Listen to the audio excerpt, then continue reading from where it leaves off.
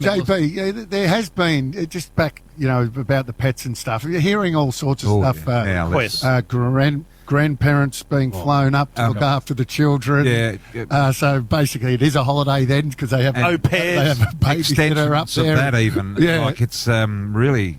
Oh boy! And I do think with the, I'm also led to believe a couple of players have tried to, they've been dating for a certain period of time, and a couple of those have been knocked back. I think it depends on how good a player you are, Bill. I think that's what it is. I think if you're a really good player, now what is it, Damo? It's the time. 12 months, I believe, is a starting point to the conversation. So it's like the job keeper. If you work for the business for 12 months, I think they've been on and off, and as long as it's a cumulative 12 months, and I think there's been I'm led to believe there's been a couple knockback, and if you're one of the last on the list, you could be dating for well over 12 months and still get knocked back. Bill, your question there about the request officially for a dog. Yeah, where's that come from? No, where's that come from? No, I can't Jim, say. that actually did happen. I don't know which player it was out of the 800 who've gone. Oh no! But an official request. And there's one. There is one. I know of one. Well, I don't know the name of the person. No, but there's one. A bird. They wanted to take their bird. I think it's a budgie.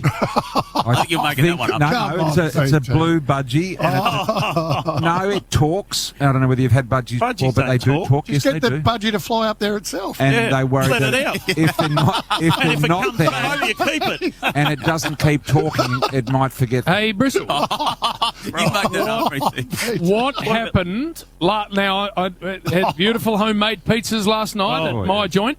And so we got the kids making their own pizza and we're cutting them up and they're eating it. The same time the footy's on. Yes. And I'm noticing all sorts of issues early on. Oh, yes. I think ground level cameras. I thought for some reason someone might have listened to that clown who wrote that article during the week about how footy should be shot. And I hope to God they hadn't, because a greater missive of garbage I've never come across. Imagine shooting footy so that it suited the assistant coach. Imagine presenting that to the masses. By the way. Look, JB, what a great product that'd be. But anyway, what happened last night, please? I'm told it was right across the board. I'm told that by Jason, our techo here, that radio was affected, Fox affected, Seven affected, everybody in the broadcast industry was affected. So obviously some sort of gremlin got into the system, because both networks are coming out of the same building, if you like. So it got into the system. But if you can imagine, this is the way it was explained to me, if you can imagine an A380 flying along and all of a sudden all the engines fail and they've got to be rebooted at the same time, not panicking. So guys like Matty Gray, who was our producer last night, and Troy Freer, who was the director, those sort of guys have got to remain incredibly poised and calm, and they were, because I'm told that the 35 screens they've got in front of them, not one of them was showing any pictures at all for quite a number of minutes. Yet they knew one picture was still going out on air.